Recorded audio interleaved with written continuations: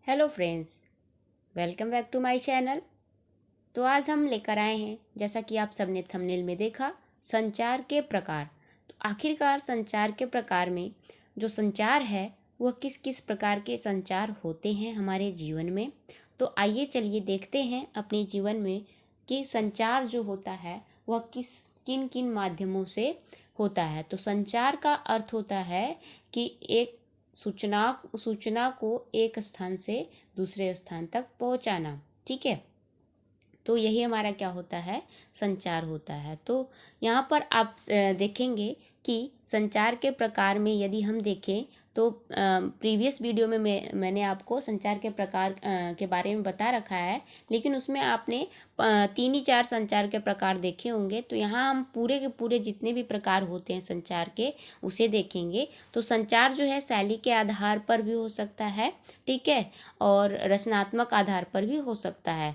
रचनात्मक आधार में जैसे लैखिक संचार होता है, लिखित संचार, जो पत्र वगैरह लिखकर हम लोग क्या करते हैं, संचार करते हैं। ठीक है, तो शैली के आधार पर यहाँ देखेंगे, शैली के आधार पर संचार जो है 4 प्रकार के हो सकते हैं।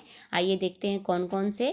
तो यहाँ पर देखेंगे, पहला जो है निष्क्रिय संचार, दूसरा आक्रामक संचार, तीसरा निष्क्रिय आक्रामक संचार और चौथा मुखर संचार। तो ये शैली के आधार पर संचार होते हैं। निष्क्रिय संचार वह संचार होता है जो बिना कुछ किए क्या है, व्यक्ति तक संदेश जो है पहुंच जाना ही क्या है, निष्क्रिय संचार कहलाता है। तो आगे हम इन सब के बारे में डिटेल में देखेंगे। अब दूसरा यहाँ देखेंगे कि सांकेतिक या मौखिक संचार, तीसरा आपका लिखित संचार और चौथा आपका दृश्य संचार। ठीक है, अब उसके बाद नेक्स्ट है आपका पूरे आठ, यहाँ पर हम पूरे 8 संचार देखेंगे।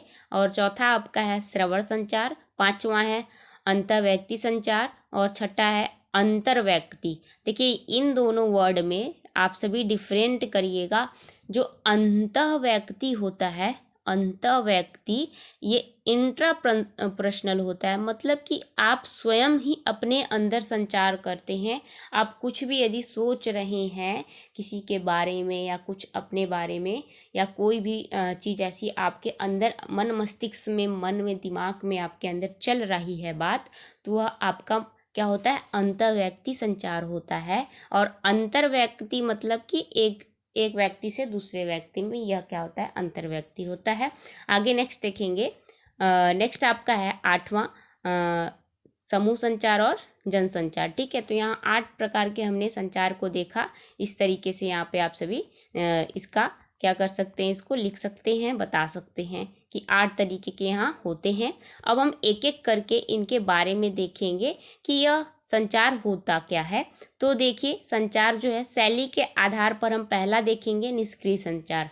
तो निष्क्रिय संचार क्या होता है, तो निष्क्रिय संचार के बिना किसी क्रिया विधि के अपने संदेश को प्राप्तकर्ता तक पहुंचाया जाता है। उदाहरण के लिए, प्राप्तकर्ता द्वारा फोन की घंटी बजने पर फोन को न उठाना। तो यहाँ एग्जाम्पल जो आपका है वह निष्क्रिय संचार होगा। जैसे आप यदि किसी को कॉल कर रहे हैं, ठीक, यदि वह जो जिसको कॉल कर रहे हैं, जो रिसीवर है, वह आपका फ़ोन रिसीव नहीं करता है, तो आपको क्या पता चलता है कि वह अभी फ़ोन के पास अवेलेबल नहीं है। तो यह भी आपके पास क्या हो जा रहा है, या फिर उसने फ़ोन को क्या है, कट कर दिया है। तो यह भी आपका क्या है, बिना बताए ही आपके पास जो है सूचना जो है पहुंच जा रही है कि अभी जो है प्राप्तकर्ता रिसीवर जो है वह फ्री नहीं है, ठीक है, कहीं बिजी है। तो निष्क्रिय संचार के बिना किसी क्रिया विधि के बिना अपने संदेश को, मतलब कोई भी आप काम नहीं, एक्शन, कोई भी एक्शन आप नहीं किए, आप तक वह क्या है कि संचार आ गया। जैसे आपने कॉल लगाया और जो रिसीवर है वह रिसीव नहीं किया आपकी कॉल को, तो आप क्या समझ गए हैं कि वह अभी अवेलेबल नहीं है या फिर वह अभी बिजी है। ठीक है, तो यहाँ पर आप सभी को पता चल जाता है। और जो रिसीवर है वह बिना किसी क्रिया के, वह आपके फ़ोन कॉल का जवाब नहीं दिया और ना ही कोई क्रिया किया, तो यह आपका निष्क्रिय संचार हो जाएगा। आगे नेक्स्ट देखेंगे, आक्रामक संचार। सेकंड आपका आक्रामक संचार। तो आक्रामक संचार क्या है, तो आक्रामक संचार के भीतर संचार जो है क्रोध और निर्णय से प्रेरित होता है। आक्रामक संचार से संचार जटिलता भी प्रेरित होती है। इसमें भाव की, यहाँ पे छूट गया सॉरी, इसमें भाव की जो है अस्पष्टता होती है। ठीक है, भावों की जो है यहाँ पे अस्पष्टता होती है। जैसे आप आक्रामक संचार, जैसे आपने जो है कि क्रोध में आकर कोई भी सामान जो है इधर उधर उथल पुथल कर दी, तो इसमें आप कोई भी भाव या फिर कोई भी बात नहीं कर रहे हैं, फिर भी उन्हें क्या है कि आपके हाव भाव को देखकर क्या है कि आक्रामक संचार पता चल जाता है। ठीक है, नेक्स्ट आगे देखते हैं। थर्ड है निष्क्रिय आक्रामक संचार। तो इस संचार में प्राप्तकर्ता सीधे अपनी भावनाओं को व्यक्त नहीं करता, लेकिन नकारात्मक भाव को भी बनाए रखता है और उन्हें अपने कार्यों को प्रभावित करने देता है। इस प्रकार के संचार में भ्रम और नाराजगी दोनों हो सकती है। तो यहाँ पे यह आपका निष्क्रिय आक्रामक संचार है। क्या पता आप सभी जो है कि गुस्से में आकर कुछ खा पी नहीं रहे हैं, कुछ कर नहीं रहे हैं, फिर भी दूसरों को क्या है पता चल रहा है कि यह अभी किसी भ्रम में है या नाराज है या फिर गुस्से में है, तो यह भी आपका क्या है निष्क्रिय आक्रामक संचार होता है। आगे नेक्स्ट देखेंगे आपका फोर्थ मुखर संचार। यहाँ पे आपको फोर्थ बता रहा है मुखर संचार क्या होता है। तो मुखर संचार क्या है, यह आत्मविश्वास से भरा होता है। इसमें दूसरे से विचारों और भावनाओं का सम्मान भी स्थायी रहता है। मुखर संचार बातचीत के लिए जगह बनाता है एवं स्वयं व्यक्तियों के भी स्वच्छ संबंधों को बढ़ावा देता है। जैसे आपके फेस, आपका मुख, यदि आप खुश हैं तो आपके चेहरे पर क्या है खुशी को बताता है। यदि आप दुखी हैं तो वह आपके चेहरे को थोड़ा सा सैडनेस के जरिए आपको देखता है, सैड वाले पॉइंट ऑफ व्यू से। यदि आप गुस्से में हैं तो आपका क्या है मुखर संचार, जो हमारे मुख की भाव होते हैं, हाव भाव होते हैं, वह क्या है मुखर संचार कहलाता है। ठीक है, तो इसमें आपका कॉन्फिडेंस लेवल जो है आपके चेहरे पर दिखाई देता है कि आप कितने कॉन्फिडेंस है, कितने कॉन्फिडेंस नहीं है। आगे नेक्स्ट देखते हैं। यहाँ पर नेक्स्ट है सांकेतिक संचार। तो सांकेतिक संचार के अंतर्गत हम और भी चीज़ें पढ़ेंगे। तो पहले यहाँ सांकेतिक संचार होता क्या है। तो इसमें संकेतों के माध्यम से बातचीत समझाई जाती है, उसे हम सांकेतिक संचार कहते हैं। मौखिक या अमौखिक संचार, जब मुंह खोलकर बोलकर संचार करें तो वह मौखिक, और बिना मुंह खोले शारीरिक क्रियाओं या चेहरे के हाव भाव द्वारा बात समझाएं तब वह अमौखिक संचार होता है। इस तरीके से आप यहाँ बता सकते हैं। जैसे हम किसी से बातें करते हुए अपनी आंखों, चेहरे, हाथ की गति और स्वर के उतार चढ़ाव के जरिए मौखिक संचार की अमौखिक क्रियाओं की मदद कर रहे होते हैं। आगे नेक्स्ट देखेंगे। अब इसी में सांकेतिक संचार को और डिटेल में देखेंगे। तो सांकेतिक संचार के और डिटेल को देखते हैं कि सांकेतिक संचार जो है अमौखिक संचार का ही भाग है, अमौखिक संचार ही है। तो यहाँ जब हम अपने बड़ों को प्रणाम करते हैं तो उसमें मौखिक संचार के साथ साथ दोनों हथेलियों को जोड़कर प्रणाम का संकेत भी करते हैं। तो इस तरह की एक ही साथ मौखिक या अमौखिक संचार होता है। मौखिक एवं अमौखिक संचार दोनों एक दूसरे के क्या होते हैं, पूरक होते हैं। हम मौखिक संचार के साथ साथ अपने हाथ, चेहरे और आँख के इशारों से, हाव भाव से अमौखिक संचार भी करते हैं। तो दोनों एक दूसरे के पूरक होते हैं। आगे इसी में देखेंगे कि मौखिक संचार जो है की सफलता में अमौखिक संचार की बहुत महत्वपूर्ण भूमिका होती है। अमौखिक संचार का दस्तावेजीकरण होता है, जबकि मौखिक संचार संकेत या इशारों के माध्यम से की जाने वाली संचार प्रक्रिया है। अमौखिक संचार के द्वारा व्यक्त होती है और खुशी, दुख, प्रेम, दर्द इत्यादि क्या है, यह सब अमौखिक संचार है। ठीक है, बस एक्सप्रेशन दिखाकर आप सभी अपनी भावनाओं को व्यक्त करते हैं। यह मुख्यतः भावना आधारित संचार होता है, जबकि मौखिक संचार बोलकर या इशारे कर किए जाने वाली संचार है। आगे नेक्स्ट देखेंगे लिखित संचार। तो लिखित संचार क्या है, यह संचार लिखित शब्दों, पत्र, फैक्स, ईमेल या एसएमएस इत्यादि के द्वारा की जाने वाली संचार प्रक्रिया है।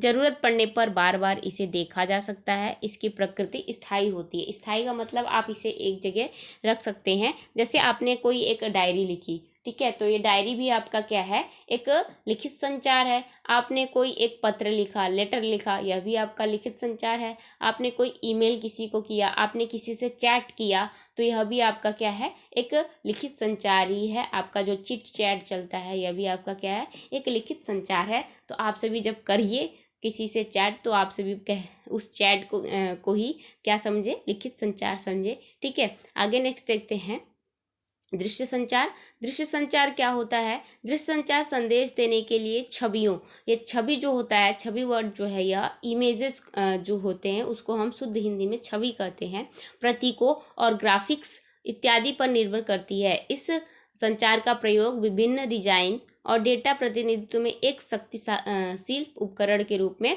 देखा जा सकता है। तो यहाँ पे आप सभी इस तरीके से दृश्य संचार देख सकते हैं। आगे देखेंगे श्रव्य संचार या श्रवण संचार। श्रव्य संचार या श्रवण संचार क्या होता है, यहाँ हम देखेंगे। तो श्रव्य संचार जो है, इस संचार की प्रक्रिया में श्रवण या सुनने की गतिविधियों के माध्यम से संदेशदाता, जो संदेशदाता होता है, अपने विचारों या वस्तुओं को श्रोता या ग्राहकों तक पहुंचाने का प्रयास करता है।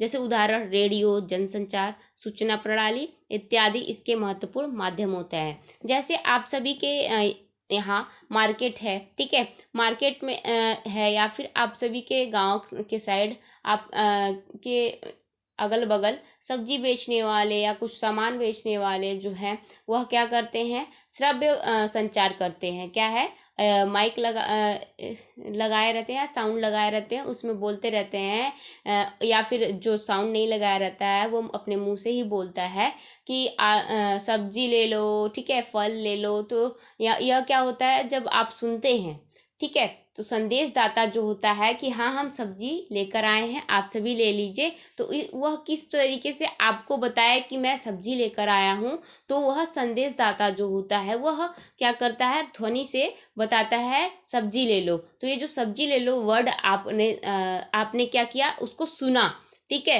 तो आप प्राप्त करता है, तो जब प्राप्त करता सुनकर सुनने की गतिविधि या सुनकर कि कोई भी सूचना प्राप्त करता है, तो वह क्या होता है, वह श्रव्य संचार होता है। और जो संदेशदाता होता है, वह संचार जो दूसरे तक पहुंचाने का काम करता है, वह क्या करता है, ग्राहकों तक पहुंचाने के लिए क्या करता है, रेडियो वगैरह का प्रयोग करता है। ठीक है। तो यह आपका श्रव्य संचार हो जाएगा। आप इस तरीके से आसान भाषा में समझ सकते हैं, क्योंकि जो भी आप पढ़ते हैं आपकी लाइफ में आसपास वो चीज़ें होती रहती हैं, तो अपने आसपास की चीज़ों को के उदाहरण को देखते हुए समझिए। यहाँ पे मैं कुछ ऐसा उदाहरण आपको नहीं बता रही हूँ कि जो आपसे लाइफ से ना जुड़ी हो, लाइफ से रिलेटेड ही एग्जाम्पल आप समझेंगे तो ही अच्छा है। ठीक है। आप ये डेली देखते होंगे, अगर आप सब्जी मार्केट में सब्जी लेने जाते हैं तो बहुत सारे लोग जो हैं सब्जियां बेचते हुए मिलेंगे आपको, बोलेंगे आलू ले लीजिए, बैगन ले लीजिए, मूली ले लीजिए, गाजर ले लीजिए। तो ऐसे आपको देखने को मिल जाएगा। तो ये संदेश, जो सब्जी बेचने वाला है वो आपको क्या कर रहा है, संदेश दे रहा है। तो आप वो जो संदेश दे रहा है वो आप श्रव्य माध्यम से सुन रहे हैं, सुनने की प्रक्रिया आप इसमें कर रहे हैं। उससे आप क्या है, आकर्षित हो रहे हैं, और उसके सूचना को समझकर आप समझ रहे हैं कि अच्छा यहाँ आलू मिल रहा है, वहाँ टमाटर मिल रहा है। ठीक है। तो आगे हम चलते हैं, आपका ज़्यादा वक्त ना लेते हुए। यदि आपको समझ आ गया है तो आपका एग्ज़ाम अगर जैसा जाए, आप सभी कमेंट बॉक्स में अपना फीडबैक दे सकते हैं। अगर वीडियो अच्छी लगी तो आप सभी बता सकते हैं, ठीक है, लाइक शेयर कर सकते हैं। और यहाँ पर आप चैनल पर नए हैं तो चैनल को सब्सक्राइब ज़रूर करिएगा, क्योंकि यहाँ पे आपको 3 साल के लगातार PYQ देखने के लिए मिलेंगे। इवन और ऑड सेमेस्टर सभी क्वेश्चन पेपर BA ग्रेजुएशन वालों के लिए खासकर है, और BSc वाले भी इसमें ज्वाइन हो सकते हैं, क्योंकि यहाँ पे आपको को करिकुलर और स्किल डेवलपमेंट से रिलेटेड आपको यहाँ पे और टाइम टेबल वगैरह आपको यहाँ पर मिलता रहेगा, आप सभी देखते रहेंगे। ठीक है। तो यहाँ पे आप देखेंगे अंतर व्यक्ति संचार क्या होता है, इंट्रापर्सनल। अंतर व्यक्ति संचार को क्या कहते हैं, इंट्रापर्सनल। तो यह जो है यह संचार जो है, संचारक व प्राप्तकर्ता इसे स्वयं करता है। क्या करता है, इंट्रापर्सनल। अंतर व्यक्ति संचार जो होता है वो प्राप्तकर्ता और संचारक वह दोनों ही खुद ही होता है। ठीक है। तो जब व्यक्ति अपने से बात करे, अर्थात मन में प्रश्न करे एवं स्वयं उत्तर भी दे, तो वह अंतः व्यक्ति संचार होता है। इस तरीके से आप समझ सकते हैं। आगे देखेंगे इसी में फिर नेक्स्ट है अंतर इंटरपर्सनल। ठीक है, तो जब दो व्यक्ति आमने सामने बैठकर संचार करें तो वह अंतर व्यक्ति संचार कहलाता है। इस संचार में फीडबैक तुरंत प्राप्त होता है। जैसे आप दो फ्रेंड्स आपस में बैठे हुए हैं और आप सभी अपनी बातें कर रहे हैं, तो आप यदि मान लीजिए कि कुछ कोई चीज़ खा रहे हैं और उसमें आप को किसी चीज़ की कमी या कुछ महसूस हो रही है, तो आप दोनों उस चीज़ के लिए क्या कर सकते हैं, दोनों आपस में डिस्कस करके उसका फीडबैक तुरंत दे सकते हैं। तो यही क्या होता है, संचार होता है, अंतर व्यक्ति संचार, जिसमें फीडबैक तुरंत प्राप्त हो जाता है। ठीक, तो आप सभी भी अभी मेरे वीडियो को देखेंगे तो आप सभी भी अपना फीडबैक देंगे, तो यह भी क्या है, एक तरीके का संचार है। आगे लेकिन देखें यहाँ पे समूह संचार, नेक्स्ट क्या है, समूह संचार। तो समूह संचार को देखेंगे तो समूह संचार जो है, जब एक समूह आपस में विचार विमर्श या चर्चा करे तो उसे समूह संचार कहते हैं। उदाहरण कक्षा समूह संचार का अच्छा उदाहरण है, जैसे क्लास में ही आपके क्या है कि सभी फ्रेंड्स आपस में क्या करते हैं, एक दूसरे से गॉसिप करते हैं। ठीक है, तो गॉसिप जो है आपका मंडली बनी रहती है और उसमें आप सभी गॉसिप करते हैं, अपने फ्रेंड्स के बारे में गॉसिप करते हैं, टीचरों के बारे में गॉसिप करते हैं। ठीक है, तो ये आपका समूह संचार हो गया। यदि आपके टीचर्स आ रहे हैं आपके क्लास में और आप सबसे को बता रहे हैं, कुछ समझा रहे हैं, तो यह भी आपका है क्या है, एक ग्रुप डिस्कशन होता है। तो यह भी आपका क्या है, समूह संचार ही होता है। आगे नेक्स्ट देखेंगे, और यदि आप अपने घर में भी हैं, 2-4 लोग बैठे हुए हैं, ठीक है, फैमिली मेम्बर पूरे आपके बैठे हुए हैं और आप सभी आपस में बात कर रहे हैं, तो यह भी क्या है, यह भी आपका समूह संचार है। तो आप कई सारे उदाहरण ले सकते हैं, देख सकते हैं। आगे नेक्स्ट देखेंगे जनसंचार। तो जनसंचार क्या होता है, यहाँ पर यह संचार का सबसे महत्वपूर्ण प्रकार है। जब हम व्यक्तियों के समूह के साथ प्रत्यक्ष संवाद की बजाय किसी तकनीकी या यांत्रिक माध्यम के जरिए समाज के एक विशाल वर्ग से संवाद कायम करने की कोशिश करते हैं, तो इसे जनसंचार कहते हैं। तो जनसंचार ही जो है सबसे बड़ा संचार होता है, जिसमें हम तकनीकी माध्यम से पांचों प्रकार के संचार कर सकते हैं। जैसे आप सभी इसमें लिख सकते हैं, पढ़ सकते हैं, बोल सकते हैं, सुन सकते हैं, देख सकते हैं। ठीक है, तो यह आपका क्या है, जनसंचार होता है। आगे देखेंगे इसी में कि जनसंचार, इसके प्रमुख माध्यम कौन कौन से होते हैं। तो अखबार होते हैं, रेडियो होते हैं, टीवी होते हैं, सिनेमा होते हैं, इंटरनेट है, जो कि इन सबको एक साथ जोड़े रखा है। वह क्या जोड़ रखा है, इंटरनेट जोड़ रखा है। आगे नेक्स्ट देखेंगे अब इसी में कि संचार के कार्य भी पूछ देता है, तो आप सभी बताएंगे संचार के क्या कार्य होते हैं। तो संचार के कार्य होते हैं कि प्राप्त नियंत्रण करना, सूचना देना, अभिव्यक्ति करना, सामाजिक संपर्क बनाना, समस्या समाधान करना, प्रतिक्रिया व भूमिका को पूरा करने वाले संचार का प्रयोग किया जाता है। तो अगर इसको डिटेल में देखना है तो आप सभी डिटेल में भी देख सकते हैं। तो इस तरीके से आप सभी संचार के प्रकार को देखें। आगे ही ऐसे ही नेक्स्ट वीडियो में आप सभी आंसर की भी देख लेंगे जल्द ही। ठीक है, तो मिलते हैं नेक्स्ट वीडियो में। Thanks for watching video. ऐसे